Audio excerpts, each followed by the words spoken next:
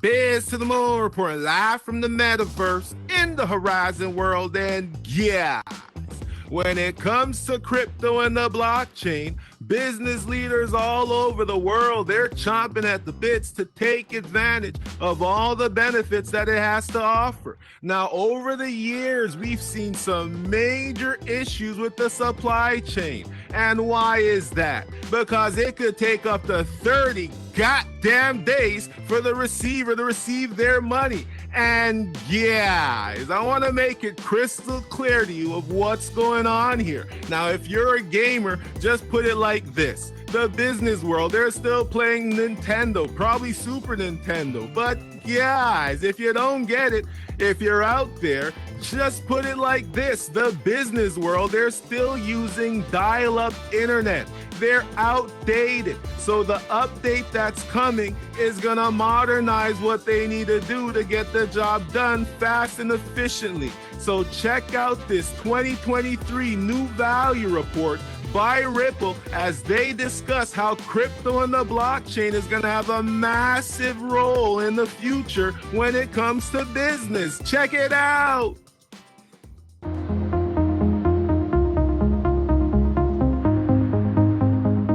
Naveen, Ripple recently released the new value report for 2023. Could you talk to the audience about what the new value report is and what kind of data it shares? The new value report is a survey of business leaders and their attitude towards cryptocurrency. And what we find is 79% of the business leaders who are surveyed are either interested or very interested in harnessing the power of cryptocurrencies in their business. MENA was identified as a key region for crypto. Can you talk to me about the attitudes towards crypto for folks here in the Middle East and North Africa? So first of all, MENA has always been very progressive in terms of crypto regulation, right? That gives the safety and the comfort for people to essentially adopt cryptocurrencies.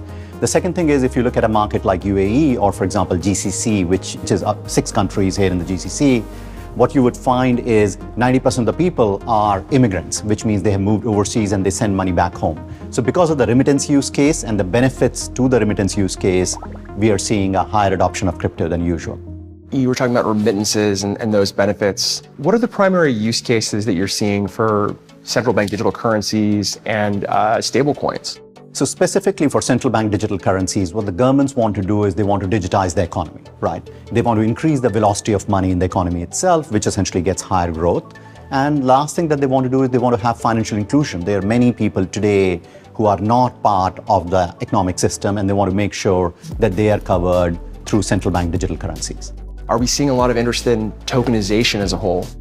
So tokenization of real-world asset is definitely a big theme. Think about an illiquid asset. Think about a building in which everybody wants to participate in. But today they're not able to participate in because lots of time building is illiquid and the securities don't trade outside of the home market. Let's take a building in the UAE and a Japanese investor who wants to invest say 100 yen into that building is not able to. But with tokenization, they would be able to use yen to essentially make an investment in the token. And then second, they would also be able to see all the transactions on chain, which essentially brings transparency and the ability for them to buy and sell at any time. So investment and trading are the biggest use cases of tokenization, and we will see that those becoming real in very short time. Are we seeing a lot of interest in DeFi here in the Middle East? So our survey indicates that number of business leaders want to take advantage of DeFi, but I would say it's still in early stages. They're figuring it out, they're experimenting to say how the liquidity pools in DeFi could be useful for them. But the overall answer is yes, but more work needs to be done on multiple use cases that are being experimented with. You touched on this before, specifically about remittances, but for payments and treasury leaders, both in the region and abroad, what are the incentives for them to use crypto in their financial flows? So let's take a simple example, right? So there is a buyer and supplier. Both of them are based in different countries. And today, the terms are net 30. That means the buyer pays the supplier 30 days after the goods have been received. Now, today, when they make the payment, the actual money is credited into the account of the supplier only on the 33rd day. That means they lose on an average 3 days of working capital every month. This compounds to 36 days over 1 year.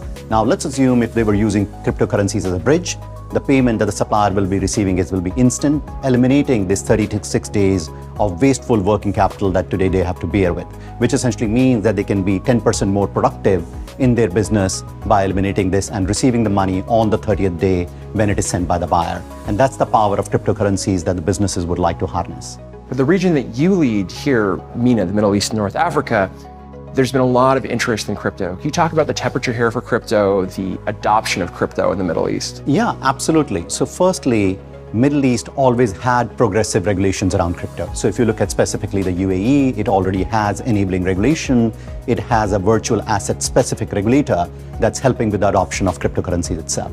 Every day, I get phone calls from multiple countries around the world for Web3 entrepreneurs who wants to move to the UAE and call it their home. And this is what we are seeing. We are seeing entrepreneurs, we are seeing money, we are seeing enabling regulation, and that's what's making the Middle East the hotbed for cryptocurrencies and entrepreneurship around it.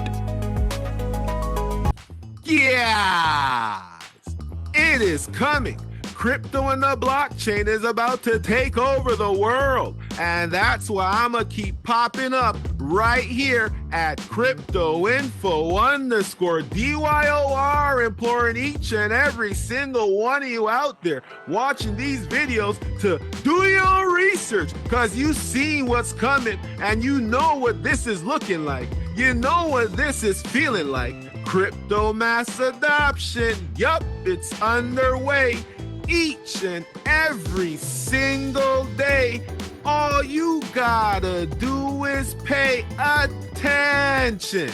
And now, right now, is when you gotta DYOR, do your research. This is Biz to the Moon reporting live from the metaverse. I'm finna see you soon. Jump into the crypto space.